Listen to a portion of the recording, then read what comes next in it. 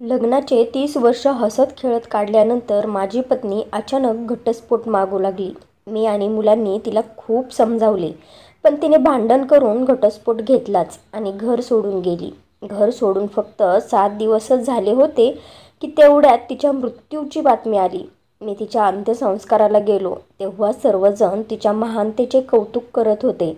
मला आश्चर्य वाटले की नवऱ्यासोबत भांडणं करून, घटस्फोट घेऊन, त्याला नाराज करून जाणाऱ्या स्त्रीचा इतका चांगला शेवट कसा होऊ शकतो.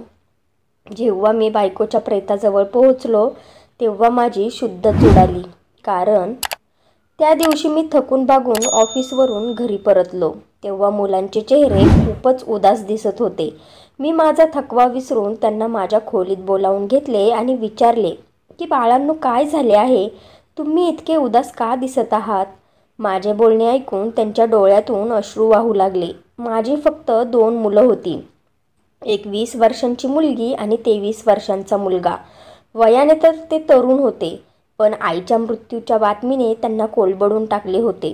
ते माझ्याजवळ जोरजोरात रडू लागले आणि म्हणाले, बाबा, आई देवाघरी गेली. हे ऐकताच मी जमिनीवरच कोसळलो आणि रिकाम्या नजरेने जमिनीकडे पाहू लागलो. 30 वर्ष मी तिच्यासोबत सुखाने जगलो होतो. मग तिच्या मृत्यूची बातमी ऐकून मला धक्का का बसू नये? मी माझे अश्रू पुसले, दोघांनीही मिठी मारली आणि त्यांना म्हणालो, शेवटच्या काही दिवसात ती जे काही वागली ते कधीच विसरू शकणार नाही मी. पण तिचा मृत्यू माझ्यासाठी एक मोठा धक्का आहे. आपल्याला तिच्या अंत्यसंस्काराला नक्की जायला हवं. तिच्या मृत्यूची बातमी ऐकून माझ्या हृदयाचे तुकडे तुकडे झाले होते. मी मुलांसोबत अंत्यसंस्काराला जाण्यासाठी मनाची तयारी केली. मनातल्या मनात मी हा विचार करत होतो की तिने माझ्यापासून दूर जाण्याचं का ठरवलं होतं आणि मग या जगातून ती निघूनच गेली. यामागचं कारण काय होतं की जे आजपर्यंत मला समजलं नाही. तसे तर ती माझ्यापासून फक्त 1 आठवड्यापूर्वीच दूर गेली होती आणि इतक्या कमी वेळात ती या जगातून निघून गेली. यामागे काय कारण होतं ते मला अजूनही समजलं नव्हतं. फारच दुःखी मनाने मी कपडे बदलले आणि गाडीत बसलो. गाडी चालवताना डोळे अंधुक होत होते, जे मी जबरदस्तीने पुसत होतो. माझं हृदय खूप दुखत होतं. पुन्हा पुन्हा 7 दिवसांपूर्वीच्या घटना आठवत होत्या, जेव्हा तिने माझ्याकडे एक विचित्र मागणी केली होती, जी खूप भांडणानंतर मी मान्य केली होती. आणि आता जी बातमी मला मिळाली त्या बातमीने माझ्या पायाखालचीच जमीन सरकली होती. ती फक्त 1 आठवड्यातच या जगातून निघून गेली. शेवटी असे काय झाले होते की तिने माझ्यापासून दूर जाणं पसंत केलं? या विचारातच मी बुडालेलो होतो की तिचे माहेर आले. घरात जसा पाय टाकला लोक जोरजोरात रडू लागले आणि तिच्या गुणांचे मोठ्याने गुणगान करू लागले. मला आश्चर्य वाटलं, कारण सर्वांना आमच्या भांडणांबद्दल माहिती होतं, तरीही कोणी तिला वाईट म्हटलं नव्हतं. उलट सर्व तिच्या चांगुलपणाच्या आठवणी सांगत होते. मी अंत्यविधीमध्ये सहभागी झालो आणि पाहिलं की प्रत्येकजण तिची स्तुती करत होता. मी चकित झालो होतो, कारण जेव्हा तिने घटस्फोट घेतला तेव्हा संपूर्ण खानदानात बातमी पसरली होती. पण आता तेच लोक तिच्या प्रशंसेने थकत नव्हते. नक्की यामागे काय रहस्य होतं? या प्रश्नांची उत्तरं शोधता शोधता मी तिच्या प्रेताकडे चालत चालत गेलो. जेव्हा मी तिथे पोहोचलो तेव्हा कोणीतरी मला आवाज देऊन थांबवलं आणि माझ्या हातात एक वस्तू दिली. ती पाहताच मला सर्व काही समजलं की ती माझ्याशी असं का वागत होती. मी तिथेच बसून त्या वस्तूकडे एकटक पाहत राहिलो. विचार करत होतो की हे काय झालं. मी माझ्या भूतकाळात हरवलो. माझा भूतकाळ खूप वेदनादायक आणि कडू सत्यांनी भरलेला होता. आणि हे कडू सत्य मागच्या आठवड्यातच माझ्या आयुष्यात आलं होतं, ज्याने माझ्या जगाला उद्ध्वस्त करून टाकलं होतं. मी तिथेच बसून माझ्या भूतकाळाबद्दल विचार करत होतो आणि आता सत्य माझ्यासमोर होतं. मला समजलं होतं की आपल्या नवऱ्याला नाराज करणाऱ्या स्त्रीचा इतका चांगला शेवट कसा झाला. जेव्हा मला सत्य कळाले तेव्हा माझं हृदय जोरजोरात धडधड करू लागलं.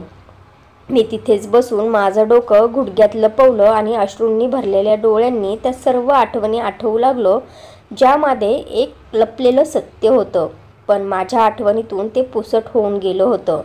माझं नाव रमाकांत आहे. मी माझ्या आईवडिलांचा मोठा मुलगा आहे. माझ्यानंतर 3 बहिणी आणि एक धाकटा भाऊ आहे. जेव्हा मी 10 वर्षांचा होतो तेव्हा आई विधवा झाली. वडिलांचा चेहरा मला अस्पष्टपणे आठवतो. पण पूर्णपणे माझ्या स्मृतीतून मिटून गेला आहे, कारण तेव्हा मला इतकी समज नव्हती. मोठा तेव्हा झालो जेव्हा आई मला म्हणाली की आता घराची सर्व जबाबदारी तुझ्यावर आहे. तेव्हा माझं वय फक्त 12 वर्ष होतं. मी शिक्षण सोडलं आणि एका छोट्या किराणा दुकानात काम करू लागलो. दुकानावर सकाळी 9 वाजता जात होतो आणि रात्री 12 वाजता परत घरी येत होतो. मला महिन्याचा पगार फारच कमी मिळत होता, पण आईसाठी तेही पुरेसा होता.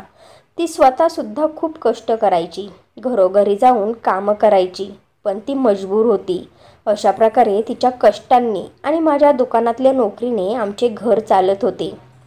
कधीकधी अगदी गरिबीची परिस्थितीसुद्धा येत होती, पण आईने नेहमी सहनशीलता आणि कृतज्ञतेचा आधार धरला होता. म्हणून ते दिवसही निघून गेले. दिवस असेच जात राहिले. माझ्या मालकाने जेव्हा पाहिलं की मी प्रामाणिक आणि चांगला मुलगा आहे, तेव्हा त्यांनी मला त्यांच्या मोठ्या दुकानात पाठवलं. तिथे माझा पगार वाढवला गेला. जेव्हा आईला मी ही बातमी सांगितली, तेव्हा ती लगेच म्हणाली की आता माझ्या आणि तुझ्या कमाईतून जे पैसे वाचतील ते तुझ्या बहिणींच्या हुंड्यासाठी जमा करायला हवेत. मला ही आईची कल्पना खूपच आवडली. जरी माझं वय त्यावेळेस फक्त 15 वर्ष होतं, तरी परिस्थितीने मला वेळेपूर्वीच मोठं बनवलं होतं.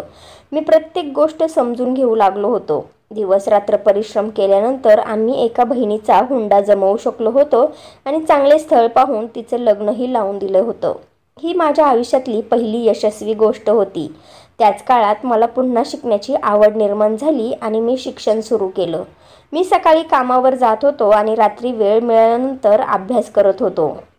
मी माझ्या धाकट्या भावालाही शिकायला प्रोत्साहित करायचो. तो अजून लहान होता, पण मी त्याच्यात अभ्यासाची आवड निर्माण केली होती. 3 वर्षांच्या अखंड परिश्रमानंतर मी मॅट्रिक पास झालो आणि कॉलेजमध्ये ॲडमिशन घेतलं. हा 3 वर्षांचा काळ माझ्या आयुष्यातील सर्वात कठीण काळ होता. नंतर मी आणखी मेहनत केली आणि चांगल्या गुणांनी उत्तीर्ण झालो. त्यानंतर मला दुसऱ्या एका ऑफिसमध्ये नोकरी मिळाली, जिथे पहिल्यापेक्षा पगार जास्त होता.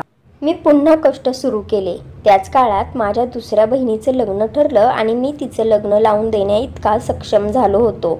अशा प्रकारे दुसऱ्या बहिणीचंही लग्न झालं. एके दिवशी आईने मला जवळ बोलावलं आणि म्हणाली, बाळा, जेव्हापासून तुझ्या वडिलांचा मृत्यू झाला आहे तेव्हापासून तू कष्टच करत आहेस. तू तुझ्या दोन्ही बहिणींची लग्न केलीस. आता माझी इच्छा आहे की तुझं लग्न व्हावे. मला तुझं लग्न करायचं आहे.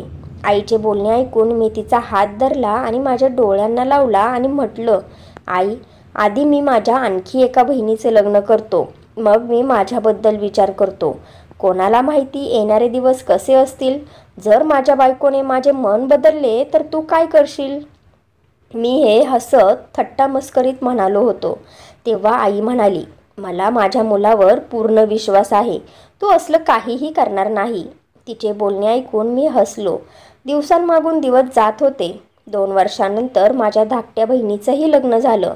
आता आई म्हणाली, आता तू तुझ्या जबाबदाऱ्यांमधून मोकळा झाला आहेस. आता मी तुझ्यासाठी बायको शोधेन. त्यावेळी माझं वय 27 वर्ष होतं. आईने माझ्यासाठी मुलगी शोधायला सुरुवात केली आणि अशा प्रकारे रुपाली माझ्या आयुष्यात आली. रुपालीच्या येण्याने माझं जीवन पूर्णपणे बदललं. मी तिच्यावर खूप प्रेम करू लागलो. ती स्वतःही प्रेमळ आणि इतरांच्या हृदयात जागा करून घेणारी मुलगी होती. तिने येताच घराची सर्व जबाबदारी स्वीकारली आणि आईला आराम देऊ लागली. आधी आई माझ्यासोबत काम करायची, पण आता तिचं वय झालं होतं, म्हणून तिने आराम करण्यास प्राधान्य दिलं. यात माझ्या पत्नीने मला पूर्ण साथ दिली होती. ती शिकलेली होती आणि प्रत्येक काम कुशलतेने हाताळायची. मी सुद्धा निश्चिंत होऊन घर रुपालीच्या हवाली करून कामावर जात असे. आता आई आराम करायची. माझा एक धाकटा भाऊ होता, जो त्यावेळी शिकत होता. त्याच्या शिक्षणाचा खर्च मी उचलत होतो. रुपाली खरोखरच सहनशीलता आणि धीराचं उदाहरण होती. तिच्या आगमनाने माझं आयुष्य बदलून गेलं होतं. लग्नानंतर फक्त 3 महिन्यानंतरच अचानक माझ्यावर भ्रष्टाचाराचा आरोप झाला आणि मला चांगल्या नोकरीतून हात धुवावा लागला. मी पुन्हा शून्यावर आलो आणि तुटून गेलो होतो. पण माझी पत्नीच होती जी माझ्या खांद्यावर हात ठेवून म्हणाली की जबाबदाऱ्या या वाटून घ्यायच्या असतात आणि जबाबदाऱ्या वाटून घेण्यासाठी माझा खांदा तर आहे. मला शिवणकामाचं चांगलं कौशल्य आहे. आपण दोघे मिळून घर चालवू. आईला मी आधीच विश्रांती दिली होती, म्हणून तिच्याकडून आता मदत मागणं योग्य नव्हतं. भाऊही लहान होता आणि शिकत होता. अशा वेळी रुपालीने मला साथ दिली आणि माझी हिंमत वाढवली. ती सकाळी सकाळी लवकर उठायची, घरकाम करायची आणि दुपारी शिवणकाम करायची. मला दुसरी नोकरी मिळाली होती, पण पहिल्या नोकरीपेक्षा पगार फारच कमी होता.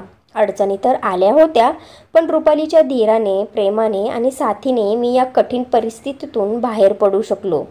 2.5-3 वर्ष हाच क्रम चालू होता आणि आम्ही हेही विसरून गेलो की देवाने आतापर्यंत आम्हाला संततीपासून दूर ठेवले आहे. 3 वर्षानंतर अचानक वडिलांचा एक जुना मित्र भेटायला आला. त्यांनी मला पाहिलं आणि मिठी मारली. ते मला म्हणाले की तू लहान असताना तुझ्या वडिलांनी माझ्याकडून एक वचन घेतलं होतं की मी तुला माझ्या ऑफिसमध्ये नोकरी देईन, आणि मी त्याला होकार दिला होता. आता ते वचन पूर्ण करण्याची वेळ आली आहे.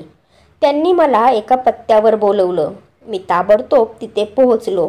तिथे माझं खूप छान स्वागत झालं आणि मला असं वाटलं की मी माझ्याच कंपनीत आलो आहे. वडिलांचा मित्र सुभाष काकांनी मला त्यांच्या कंपनीत मॅनेजर पदावर ठेवलं आणि सर्व काम समजावून सांगितलं. माझं शिक्षणसुद्धा चालू होतं, म्हणून त्यांनी मला उत्तम पद दिलं होतं. त्याच वर्षी रुपालीने मला आई होण्याची सुवार्ता सांगितली. मी आनंदात उडीच मारली आणि तिचे हात डोळ्यांना लावले आणि म्हणालो, आता तुला शिवणकाम करण्याची गरज नाही, कारण देवाने येणाऱ्या बाळाचा उदरनिर्वाह आधीच माझ्यावर सोपवला आहे. त्यावेळेस लहान भावाचेही लग्न झाले आणि तो परदेशात त्याच्या पत्नीला घेऊन गेला. 9 महिन्यानंतर आमच्या घरी पहिल्या मुलाचा जन्म झाला. मी अत्यंत आनंदित होतो. आईनेही आपल्या नातवाला कुशीत घेऊन प्रेम केलं. आमचं कुटुंब एक आदर्श बनलं होतं. आता आई वृद्ध झाली होती आणि तिच्या गुडघ्यात दुखू लागलं होतं, तर रुपाली उत्साहाने तिची सेवा करायची. मला तिची हीच सवय सर्वात जास्त आवडायची. कधीकधी मी तिच्यासमोरच आईला म्हणायचो, आई, तुझी किंवा माझी कोणती इतकी पुण्याई देवाला आवडली की त्याने तुला रुपालीसारखी सून आणि मला तिच्यासारखी पत्नी दिली. आई, देवाने माझ्यावर खूप मोठे उपकार केले आहेत, जे मी कधीच फेडू शकणार नाही. रुपालीने माझी साथ तेव्हा दिली जेव्हा मला वाटलं की मी पूर्णपणे कोसळलो आहे, जेव्हा मला वाटलं की आता कोणीही माझा आधार राहणार नाही. तिने चांगल्या वाईट प्रत्येक काळात माझी साथ दिली आणि मला योग्य अयोग्य ओळखण्यास मदत केली. माझ्या मुलांचं संगोपनही आदर्श होतं. तिचे गुण गायला बसलो तर कधीच संपणार नाहीत. ती खरोखरीच एक उत्तम गृहिणी ठरली. माझ्या आयुष्यात तिच्यासारखी दुसरी कोणी असूच शकत नाही. जेव्हा डॉक्टरांनी आईला पूर्ण बेडरेस्ट सांगितला तेव्हा रुपालीने सर्व जबाबदाऱ्या स्वीकारल्या. मी तिला म्हणालो होतो की तुझ्या मदतीसाठी मी एक नर्स ठेवतो, पण तिने ताबडतोब नकार दिला आणि म्हणाली की घरातील वृद्धांना आजार झाला तर त्यांना इतरांच्या हवाली करू नये. उलट ही एक सेवेची संधी असते जी पूर्णपणे निभावली पाहिजे. ही ईश्वराची देणगी आहे ज्याच्या पायाखाली स्वर्ग आहे. तिचं हे बोलणं ऐकून मला तिच्यावर खूप प्रेम आलं. याच काळात तिला दुसऱ्यांदा आई होण्याचा आनंद मिळाला, पण तिने हा आनंद बाजूला ठेवून माझ्या आईची खूप सेवा केली. आईने आपल्या अंतिम क्षणी तिला खूप आशीर्वाद दिले आणि म्हटलं की तू तुझ्या सद्गुणांनी या घराला स्वर्ग बनवलंस. देव तुला स्वर्गात जागा देव आणि तुझे स्वागत करो. या आशीर्वादावर मी कधीकधी हसून आईला म्हणायचो, आई, तू आत्तापासूनच माझ्या बायकोला मरणाचे आशीर्वाद देत आहेस का? तेव्हा रुपाली मला टोकायची आणि म्हणायची, असं बोलू नका. वृद्धांच्या आशीर्वादात खूप रहस्य दडलेली असतात. त्यांना आशीर्वाद देऊ द्या. जर त्यांचा आशीर्वाद मला लागला तर माझ्या जीवनाचं सोनं होईल. आईचं मन तिच्याकडे लागलं होतं आणि त्या अंतिम काळात बहुतेक वेळ तिच्या जवळच बसून रुपाली गप्पा मारायची. मी मुलगा असूनही जितकी सेवा करू शकलो नाही तितकी एक सून म्हणून रुपालीने केली होती. आईच्या मृत्यूनंतर सर्वात जास्त रडणारी तीच होती आणि सर्वात जास्त धक्काही तिलाच बसला होता, कारण आईची तिला सवय झाली होती. मला सुद्धा माझ्या आईबरोबर राहण्याची आणि तिच्याशी बोलण्याची सवय झाली होती, पण आता अचानक तिचं या जगातून निघून जाणं हा माझ्यासाठी खूप मोठा धक्का होता. घरात पूर्ण शांतता पसरली. माझी पत्नीही बहुतेक वेळा शांत आणि गंभीर राहू लागली होती. मी तिला धीर दिला आणि दिलासाही दिला आणि सांगितलं की सर्व काही ठीक होईल. आईच्या मृत्यूचा तिच्यावरही खोल परिणाम झाला होता. याच काळात आमच्या घरी दुसऱ्या मुलाचा जन्म झाला, माझी मुलगी. आमच्या मुलीच्या आगमनाने तिचं लक्ष मुलीकडेच राहू लागलं आणि मी याचा आभार मानलं. नाहीतर आईच्या जाण्याने रुपाली नेहमीच उदास राहायची. तिला अशी शांत पाहून मला स्वतःला आतून लाज वाटायची. मुलीच्या आगमनाने तिच्या आयुष्यात व्यस्तता वाढली आणि ती मुलांच्या संगोपनात पूर्णपणे रमू लागली. दिवसांमागून दिवस जात राहिले. आमची मुलं मोठी झाली आणि मी माझ्या नोकरीत पुढे जाऊन एका चांगल्या पदावर पोहोचलो. पगारही चांगलाच वाढला होता. मुलांना चांगल्या शाळांमध्ये शिकवलं. माझी पत्नी रुपालीने प्रत्येक जबाबदारी स्वतः सांभाळली आणि ती माझ्यासाठी एक उत्तम पत्नी ठरली. पण काही काळांपासून मी पाहत होतो की लग्नाची 30 वर्ष पूर्ण झाल्यावर ती अचानकच खूप शांत राहू लागली होती. आमच्या लग्नाचा 30वा वाढदिवस साजरा केल्यानंतर काही काळानंतर ती नेहमी कुठेतरी हरवलेली असायची आणि तिच्या डोळ्यात अश्रू तरंगताना दिसत असायचे. मुलांनीही मला याबद्दल सांगितलं होतं. एके दिवशी मी आमच्या खोलीत गेलो जिथे ती बेडवर शांत बसली होती. मी तिचा हातात हात घेतला आणि अत्यंत प्रेमाने तिला विचारलं, रुपा, नक्की काय झालं आहे? आपलं आयुष्य तर एकमेकांशी अगदी जोडलेलं आहे. माझं तुझ्याशिवाय राहणं आणि तुझं माझ्याशिवाय राहणं अशक्य आहे. मग अचानक तू इतकी उदास आणि शांत का राहू लागलीस? तुला माहीत आहे की घरातील प्रत्येकाला तुझी किती सवय झाली आहे. तुझ्याशिवाय राहण्याची कल्पनाही कोणीच करू शकत नाही. आता तूच सांग, अशा तुझ्या शांत राहण्यामुळे काय होईल? याचा परिणाम संपूर्ण घरावर होईल, विशेषतः आपल्या मुलांवर. माझं बोलणं ऐकून काही क्षण ती फक्त माझ्याकडे पाहत राहिली. नंतर मान झटकून हसली आणि म्हणाली, काही नाही हो, फक्त हा विचार करते की मी जर या घरात नसेल तर घर कसं चालेल. तिचं हे बोलणं ऐकून मी चकित झालो आणि कुठेतरी मला धक्काही बसला की ती अशा गोष्टी का करत आहे. ती फक्त मला एवढेच म्हणाली की वेळ आली की सगळं काही समजेल. मला वाटलं की मी आयुष्यातील प्रत्येक गोष्टीची जबाबदारी तिच्यावर टाकली आहे. म्हणून मी मुलांकडून परवानगी घेऊन तिला 8 दिवस फिरायला नेण्याचा प्लॅन आखला. पण जसा तिने माझा प्लॅन ऐकला तसं ती रागवली आणि मला म्हणाली, माझ्या परवानगीशिवाय तुम्ही हा निर्णय कसा घेऊ शकता? मी तुमच्याबरोबर कुठेही जाणार नाही. त्याचबरोबर तिने माझ्यासमोर एक अशी मागणी केली की ती ऐकून ना फक्त मी तर माझी मुलंही चकित झाली. आम्ही सर्व तिच्याकडे रिकाम्या नजरांनी पाहू लागलो. तीही आम्हाला पाहून रडू लागली. तिची मागणीच काहीशी विचित्र होती. मी तिच्या चेहऱ्याकडे पाहत आश्चर्यचकित झालो होतो. मी तिला विचारलं, रुपा, तू जे बोलते आहेस ते खरं आहे का? ती पुन्हा तेच बोलली. म्हणाली की लग्नाच्या 30 वर्षात मी खूप त्याग केले आहेत. आता मला माझं स्वतंत्र आयुष्य जगायचं आहे. मी तुम्हाला आयुष्यातील प्रत्येक सुख दिलं, प्रत्येक वेळी तुमची साथ दिली. आता फक्त एक शेवटची इच्छा आहे, किंवा समजा की ही तुमच्याबरोबर घालवल्या वेळेची एक भेटवस्तू आहे जी मला तुमच्याकडून घ्यायची आहे. मला तुमच्याकडून घटस्फोट हवा आहे. हे ऐकून मी तिथेच थांबलो आणि खाली गुडघ्यांवर बसलो. निर्विकारपणे तिच्याकडे पाहिले आणि म्हणालो, रुपाली, तू शुद्धीत आहेस का? हे तू काय बोलत आहेस? तिने आपले अश्रू पुसले आणि म्हणाली, हो, मी पूर्ण शुद्धीत आहे. मी आता तुमच्यासोबत राहून माझं आयुष्य आणखी बर्बाद करू शकत नाही. आयुष्याच्या सुखावर माझा काही हक्क नाही का? मी माझं संपूर्ण आयुष्य प्रथम तुमच्यासाठी, नंतर तुमच्या आईसाठी आणि नंतर मुलांसाठी वेचलं. माझं स्वतंत्र अस्तित्वच उरलं नाही. आता मला माझ्यासाठी जगायचं आहे आणि यासाठी आवश्यक आहे की मी तुमच्यापासून दूर जावं. मी उभा राहिलो आणि पुढे झालो आणि तिला मिठी मारण्याचा प्रयत्न केला आणि म्हणालो, तुझी तब्येत ठीक नाही आहे रुपा. मी तुला औषध आणून देतो. जर तू डिप्रेशनमध्ये असशील तर मी पूर्ण मदत करेन. पण स्वतःला माझ्यापासून अशा प्रकारे दूर करू नकोस रुपाली. मुलं आता मोठी झाली आहेत. मुलांना नेहमी आईवडिलांची गरज असते. तू असा विचार तरी कसा केलास? तिने स्वतःला माझ्यापासून दूर केलं आणि म्हणाली, जेव्हा मी माझं संपूर्ण आयुष्य तुमच्यासाठी घालवलं तेव्हा सगळं ठीक होतं. आता जेव्हा मी माझ्यासाठी काही मागते आहे तेव्हा तुम्हाला वाईट वाटतं आहे. माझ्या त्यागाचा हाच बदला मिळाला का मला? 3 दिवस ती माझ्याकडे वारंवार हीच मागणी करत राहिली आणि मी त्या 3 दिवसात स्वतःला जणू निखाऱ्यावर चालतोय असं अनुभवत होतो. मला समजत नव्हतं की ती असं का करत आहे. तिला कारण विचारलं तर ती म्हणाली, कारण फक्त माझ्यात आणि देवाच्यात आहे. मी इथे राहू इच्छित नाही. मग तुम्ही मला का बळजबरी करत आहात? मी तिला जगाचे भय दाखवले. समाज काय बोलेल हे सुद्धा सांगितलं. मी म्हणालो की विचार कर रूपा, लोक काय म्हणतील? लग्नाच्या 30 वर्षानंतर घटस्फोटाचं काय कारण असू शकतं? लोक तुझ्या चारित्र्यावर बोट उठवतील. जर माझ्याबद्दल तुला काही तक्रार असेल तर मला सांग, मी ती दूर करेन. पण अशा प्रकारे माझ्यापासून दूर होऊ नकोस. तिचे अशा प्रकारचे बोलणे ऐकून माझा मेंदू सुन्न झाला होता. जर मी त्यावेळी नीट लक्ष दिलं असतं तर मला समजलं असतं की ती पूर्वीपेक्षा खूपच कमकुवत झाली होती. तिच्या डोळ्यांखाली खोल काळी वर्तुळं पडली होती.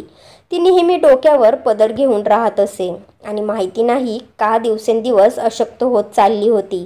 जर मी तिच्या शब्दांपेक्षा तिच्या परिस्थितीकडे लक्ष दिलं असतं तर कदाचित मला अंदाज आला असता. माझ्या मुलांनीही माझे लक्ष याकडे वेधलं होतं, पण मी फक्त तिला रोखण्याचा प्रयत्न करत राहिलो. मी तिला थांबवण्यासाठी शक्य तेवढे प्रयत्न करत राहिलो, इतकं की तिच्या पाया पडलो. पण तिने हे बोलून मला मागे हटवलं की हे माझं आयुष्य आहे आणि मीच त्याचा निर्णय घेणार. आता मी कुणाच्या भावनिक ब्लॅकमेलिंगमध्ये येणार नाही. मी तेच करेन जे माझं मन इच्छित आहे. तुमच्याकडे फक्त 2 दिवस आहेत. जर या 2 दिवसात तुम्ही मला घटस्फोट दिला नाही तर मी स्वतः कोर्टात जाईन. तिचे हे शब्द ऐकताच असं वाटलं की कोणीतरी माझी आत्मा चोरून नेली आहे. शेवटी मी 2 दिवसात तिला घटस्फोट दिला. ती शांतपणे आपले सामान बांधून निघून गेली. मी फक्त तिला जाताना बघत राहिलो आणि काहीच करू शकलो नाही. फक्त डोळ्यातून अश्रू पडत राहिले. मुलंसुद्धा मला मिठी मारून खूप रडली. म्हणाली की पप्पा, तुम्ही हे काय केलंत? मम्मीला स्वतःपासून का दूर केलं? तुम्ही असं नव्हतं करायला हवं होतं. मुलं खूप अस्वस्थ झाली होती. 3 दिवसानंतर ती पुन्हा आपल्या अभ्यासात रमली. पण माझी अवस्था अशी होती की जणू कुणीतरी माझ्या शरीराला जखमांनी भरून टाकलं आहे आणि त्यावर मीठ चोळलं आहे. क्षणोक्षणी हृदयात जळजळ होत होती. माझे दिवस रात्री आता जागरण अवस्थेत जाऊ लागल्या. ऑफिसमध्येही माझ्या कामगिरीवर परिणाम झाला. तसेही माझ्या सेवानिवृत्तीत काही महिने बाकी होते. माझी इच्छा नव्हती की शेवटच्या काळात काहीतरी असं घडावं की ज्यामुळे माझ्या रिटायरमेंटवर आणि पेन्शनवर परिणाम होईल. घरात एक विचित्र शांतता पसरली होती. आनंद संपला होता. रुपालीच्या जाण्याने जणू सगळंच संपून गेलं होतं. मी तिच्या मागे गेलो नाही आणि वाट पाहत होतो की कदाचित ती आपल्या निर्णयावर पश्चाताप करेन. पण मला काय माहिती होतं की पश्चाताप करायला तर मला लागणार होता. पूर्ण 1 आठवडा संपला. एके दिवशी मी थकून भागून ऑफिसमधून घरी आलो तेव्हा मुलं मला मिठी मारून रडू लागली. म्हणाली की पप्पा, मम्मी देवाघरी गेली आहे. ही बातमी ऐकताच माझा श्वासच थांबला. मी ताबडतोब अंत्यसंस्काराकडे धावलो. मुलंही माझ्यासोबत होती. तिथे पोहोचल्यावर लोक तिच्या कौतुकात गर्क होते. हरिनामाचा जप चालू होता. हे सगळं ऐकून मला शंका आली. हे कसं शक्य आहे? मी तिच्यावर खूप प्रेम करत होतो. तिच्या वियोगाने माझं हृदय दुखत होतं. जणू कुणीतरी माझ्या हृदयाचे हजारो तुकडे केले होते. पण माझ्या मनात ही शंकाही होती की एका पतीला घटस्फोट देऊन नाराज करणाऱ्या आणि पतीची अवहेलना करणाऱ्या स्त्रीचं लोक इतकं कौतुक का करत आहेत? अचानक मी रुपालीचं शेवटचं दर्शन घेण्यासाठी पाऊल टाकलं. तेवढ्या तिच्या वहिनीने माझ्या हातात एक कागद ठेवला. माझी नजर रुपालीच्या चेहऱ्यावर पडली. तो पूर्णपणे प्रकाशाने चमकत होता. तिचा चेहरा खूप चमकदार आणि शांत दिसत होता. जसा मी तो कागद उघडून वाचायला सुरुवात केली तेव्हा त्यात लिहिलं होतं की माझे प्रिय अहो, आयुष्यातले एक कडवट सत्य मला आजच समजलं. ते इतके वेदनादायक आहे की इच्छा असूनही मी नाकारू शकत नाही. डॉक्टरांनी मला एका अशा आजाराबद्दल सांगितलं जो व्हायरससारखा पसरतो आणि मानवी शरीराला भयानकरित्या बाधतो. हा आजार दर 100 पैकी एकाला होतो आणि ज्याला होतो त्याचं संपूर्ण कुटुंब त्याच्या चपेटीत येऊ शकतं. एवढेच नाही तर मृत्यूही होऊ शकतो. जेव्हा मला या आजाराबद्दल कळलं तेव्हाच मी मुद्दाम तुमच्याशी भांडणं सुरू केली. जेणेकरून मी स्वतःला तुमच्यापासून दूर करू शकेन. तुमचं आणि मुलांचं आयुष्य माझ्यासाठी खूप मौल्यवान होतं. मी तुमच्यावर कधीही तिरस्कार केला नाही आणि माझ्या आयुष्यात दुसरा पुरुष कोणीही नव्हता ज्याच्यासाठी मी तुम्हाला सोडलं. फक्त हा आजार होता ज्याने आपल्याला वेगळं केलं. डॉक्टर म्हणाले होते की जसजसे दिवस जातील हा आजार वाढत जाईल. 1 महिना झाला की घरातील इतरांनाही तो बाधू शकतो. या आजाराचा जगात अजून इलाज नाही. हा संसर्ग इतरांनाही होऊ शकतो. म्हणून मी तुमच्याकडून घटस्फोट घेऊन एका विरान जंगलातील झोपडीत राहिले आणि इथेच माझा मृत्यू होईल. मला खात्री आहे की माझ्या मृत्यूनंतर हे पत्र तुम्हाला मिळेल. मला माफ करा. मी तुम्हाला जेवढा त्रास दिला आहे त्याचे मला खूप दुःख आहे. माहीत नाही मी दिलेला त्रास तुम्हाला किती काळ जाणवेल, पण मी मनापासून देवाला प्रार्थना करते की देव या काळाला कमी करो आणि मी लवकर या जगातून निघून जावं. तुमच्यापासून दूर गेल्यापासून आज 3रा दिवस आहे आणि मी हे पत्र लिहित आहे. आशा आहे की ते तुम्हाला मिळेल आणि तुम्ही मला क्षमा कराल. हे पत्र वाचताच मी जोरजोरात रडू लागलो. माझा आवाज ऐकून सर्व लोक जमले आणि जेव्हा त्यांनी पाहिलं की मी माझ्या पत्नीच्या मृतदेहावर डोकं ठेवून रडत आहे, तेव्हा त्यांनी आमच्या नशिबावर खेद व्यक्त केला. जेव्हा मी माझ्या मुलांना हे सांगितलं तेव्हा ते सुद्धा रडू लागले आणि म्हणाले, मम्मीने आपल्या सगळ्यांचा जीव वाचवण्यासाठी स्वतःला आपल्यापासून दूर केले. तिच्या सेवेची आपल्याला संधीसुद्धा दिली नाही आणि पुन्हा एकदा आपल्यासाठी स्वतःचा जीव कुर्बान केला. काश तिने जर आपल्याला सांगितले असते तर आपण तिचा इलाज केलाच असता. आपल्याला सुद्धा याबद्दल काहीच माहिती नव्हते. तिची अवस्था पाहून सुद्धा आपण अंदाज लावू शकलो नाही की ती कोणत्या दुःखातून वेदनेतून जात आहे. त्यावेळेस मला समजले की माझी पत्नी मला घटस्फोट देऊन नाराज करून का गेली होती. खरं तर तिने माझ्या आणि आमच्या मुलांच्या आयुष्यावर खूप मोठे उपकार केले होते आणि या उपकाराच्या बदल्यात देवाने तिचं नाव प्रेमाने सांभाळणाऱ्यांच्या यादीत समाविष्ट केलं. आता मी रोज तिला जिथे अग्निडाग दिला तिथे जातो, ताजी फुले ठेवतो आणि तिच्याशी खूप बोलतो आणि सांगतो, जरी तू या जगातून गेलीस तरी तू स्वर्गात माझी वाट पहा. आपण दोघे स्वर्गातील साथीदार बनू. या जगात 30 वर्ष एकत्र घालवल्यानंतर तुझ्यापासून दूर जाण्याचा विचारसुद्धा माझ्या आत्म्याला अस्वस्थ करतो. आता मी माझ्या मृत्यूची वाट पाहत आहे. आयुष्यातील सर्व जबाबदाऱ्या पूर्ण केल्या आहेत. फक्त माझ्या पत्नीकडे जाण्याची वाट बघत आहे.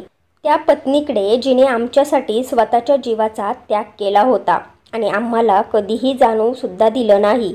देव माझ्या पत्नीला स्वर्गात उच्च स्थान देव. तर मित्र आणि मैत्रिणींनो, या भावनिक आणि हृदयस्पर्शी कथेचे तात्पर्य हे आहे की खरं प्रेम हे निस्वार्थ प्रेम असतं, जे आपल्या प्रियजनांच्या कल्याणासाठी कोणत्याही त्यागास तयार असतं. कुणाचाही त्याग आणि प्रेम योग्य वेळी ओळखणं आणि त्याचं कौतुक करणं आवश्यक असतं. कारण बऱ्याचदा आपण आपल्या जवळच्यांच्या भावना आणि वेदना तेव्हा समजतो जेव्हा ते आपल्यासोबत नसतात. ही कथा हेही शिकवते की प्रेम अमर आहे, जे मृत्यूनंतरही जिवंत असतं. तर फ्रेंड्स, तुम्हाला ही स्टोरी आवडली असेल तर व्हिडिओला लाईक करा आणि आपल्या नात्यांचा स्पर्श या चॅनेलला सबस्क्राईब करा आणि बेल आयकॉनवर क्लिक करून ऑलवर सेट करा, म्हणजे पुढची व्हिडिओ तुम्हाला लगेच मिळेल. धन्यवाद.